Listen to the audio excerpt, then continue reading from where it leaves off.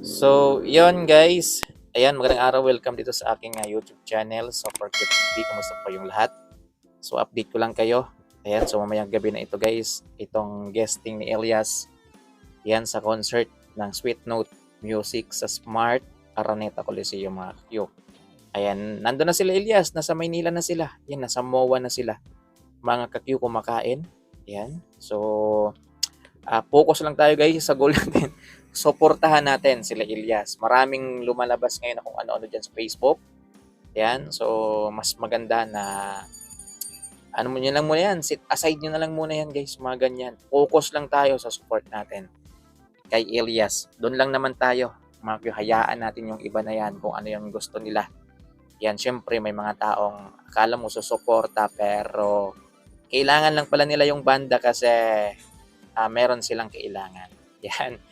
Para kasi sa iba guys, business is business. Parang ganun yung ano ko pagkaintindi ko. Yan. So para sa akin parang hindi naman tunay yung kanilang support na binibigay para kay Elias. So nandun sila dahil nga napakinabangan pa nila. Yan. Pero sa oras ng medyo may dinadalang problema yung banda guys, parang gusto nilang umayaw. Yan. So sa bagay, business is business kasi sa kanila Makyo. Pero tayo guys, tuloy lang talaga yung suporta natin. So panoorin natin palagi yung mga live. Yan, suportahan natin palagi si Elias, wag nating iwan. Yan ano man yung mangyari. Kasi tayo wala tayong ano dito guys, wala tayong nakukuhan kung ano-ano basta sinusuportahan lang natin sila. Yan, hindi tayo nandito para i-produce sila, para kumita tayo o para kung ano pa man. Nandito tayo para suportahan. So, doon lang tayo guys. Mag-focus. Ang gulo-gulo na ng Facebook ngayon. Bahala na sila doon sa buhay nila guys. Wala na akong pakialam sa kanila. At isa pa, hindi naman ako nag-upload ng About Elias sa Facebook. Yan, dito lang naman ako sa YouTube.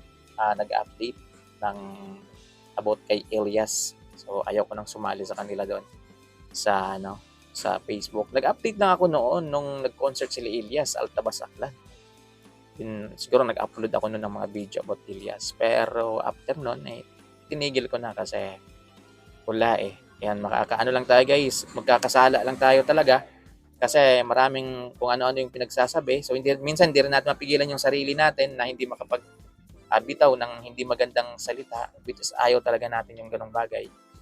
Yan, so kaya wag na. Dito na lang tayo sa YouTube. So, alam ko naman yung mga nandito talaga ay solid supporters talaga ni Elias. Tama ba guys? Yan. Kung merong buzzers dito, mag-comment ka sa comment section. Yan. Yan. Pero sa palagay ko, 80%, 90% na nandito ngayon sa channel na ito ay puro supporters ni Elias. Nandito sila dahil sinusuportahan nila si Elias. Sinuportahan nila yung channel ko dahil nagbibigay tayo ng update about Elias. So, ibig sabihin, Elias GTV rin tayo, mga Q. Kaya nandito sila. So, yun guys. Mamaya na yung gabi. Panoorin natin. Ayan. Ingat-ingat, mga ka-Q. Yan, sabi ko lang sa inyo, huwag nating iwan si Elias. Suportahan natin si Elias. Hindi lang si Elias, pati yung banda. Suportahan natin, mga Q. Dahil tayo yung legit na supporters talaga. Dahil tayo, wala naman tayong nakukuhang kung ano-ano sa kanila. Yan, hindi katulad sa iba dyan, mga Q, na parang nilalapitan lang nila si Elias, mga ka-Q, dahil nga gusto nilang kumita. Dahil nga gusto nilang magnegosyo, di ba? Mag-business. Yan, so kung parang pag wala na hindi na sila kumikita, yan, wala na. Yan, parang wala nang kwenta yung banda. So, wag nating tularan yun, guys. Nandito tayo para suportahan si Elias, ha? Yan, yun lang talaga yung gusto ko, mga Q. Ayan, tuloy-tuloy lang naman tayo dito. Wala namang problema. Ayan, ingat, God bless.